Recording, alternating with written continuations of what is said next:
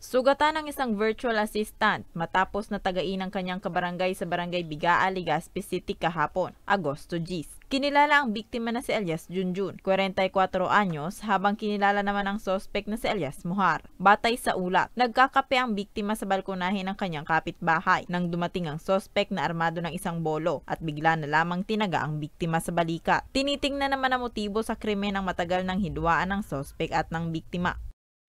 Yung po ang isa sa inaalam natin na kung during the incident ay nakain yun at magpalabas ng resulta po doon ay yung ating doktor. Agad naman na naaresto ang sospek matapos na makatawag pa ang biktima sa 911 kahit nasugatan.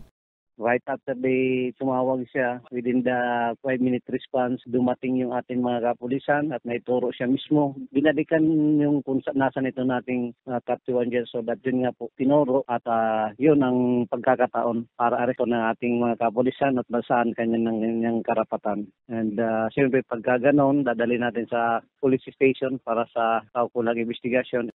Nasa kustudiya pa ng Legazpi CPS ang sospek na nahaharap sa kasong attempted murder. Para sa mga balitang Tatak Bicol, Rose Bilista.